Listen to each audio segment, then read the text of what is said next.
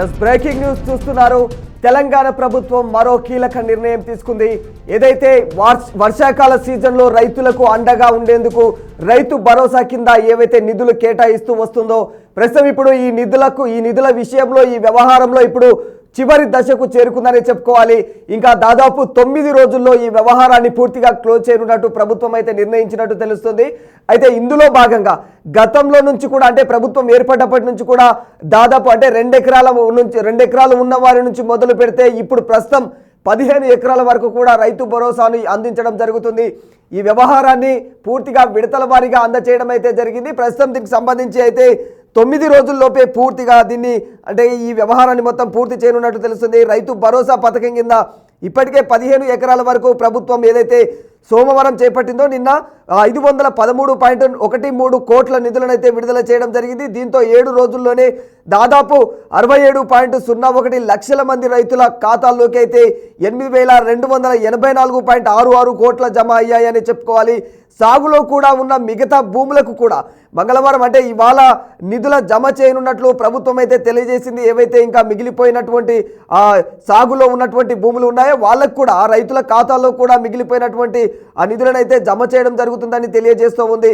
ఈ నెల 16న ఆచార్య జయశంకర్ వ్యవసాయ విశ్వవిద్యాలయం ఏదైతే ఉందో అందులో జరిగిన రైతు నేస్తం కార్యక్రమంలో ముఖ్యమంత్రి రేవంత్ రెడ్డి రైతు భరోసా సహాయాన్ని అయితే విడుదల చేస్తూ వచ్చారు. అది కూడా విడతల వారీగా ఆయన మొదటి రోజు 2 ఎకరాల వరకు, రెండవ రోజు 3 ఎకరాల వరకు, మూడవ రోజు 4 ఎకరాల వరకు, 4వ రోజు 5 ఎకరాల వరకు ఇలా అంటే దాదాపు 7 నుంచి అంటే 8 నుంచి 9 ఎకరాల వరకు 7వ రోజున ఇలా టోటల్గా ఆయన విడతల వారీగా ఆయన అయితే నిధులను కేటాయిస్తూ వచ్చారు. తొలి రోజు దాదాపు ఆయన విడుదల చేసిన నిధులలో 2,349.83 కోట్లు అయితే అందజేశారు.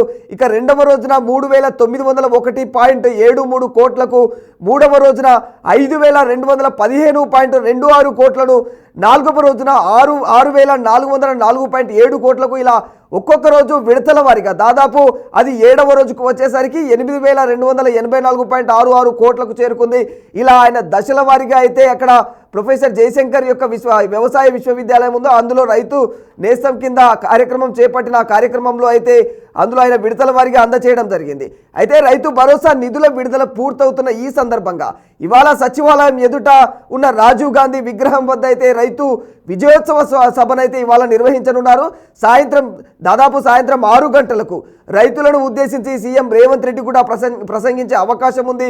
ఉప ముఖ్యమంత్రి బట్టి విక్రమార్క, ఇంకా వ్యవసాయ శాఖ మంత్రి తుమ్మల నాగేశ్వరరావుతో పాటు ఇతర మంత్రులు, కొందరు రైతు భరోసా లబ్ధిదారులు పాల్గొనే అవకాశం కూడా ఉంది. దీంతో పాటు రాష్ట్ర వ్యాప్తంగా కూడా అన్ని నియోజకవర్గాల్లో, మండలాల్లో, గ్రామాల్లో కూడా రైతు పండగ నిర్వహించాలని కూడా ప్రభుత్వం ఆదేశించింది. ఏదైతే రైతు భరోసా క్లోజ్ అవుతుందో ఈ క్రమంలోనే అందరికీ ఈ రైతు భరోసా అందింది అన్న కోణంలోనే రైతు భరోసాకు సంబంధించి రైతు భరోసా పండుగను ఏర్పాటు చేయాలి.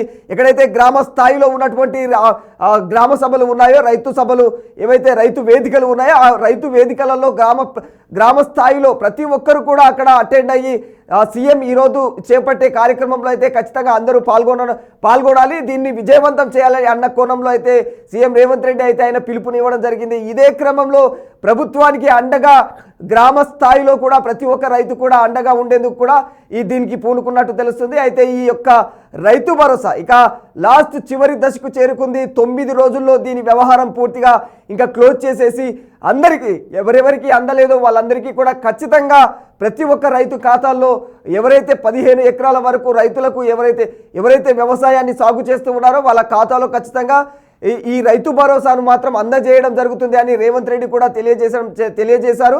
మరి ఈ వ్యవహారంలో 9 రోజుల్లో పూర్తిగా క్లోజ్ చేసి ఇంకా ఈ రైతు భరోసా అనేది దీనిపైన ఇంకా ఈ ప్రస్తావన లేకుండా చేయాలని చూస్తున్నట్లు తెలుస్తోంది.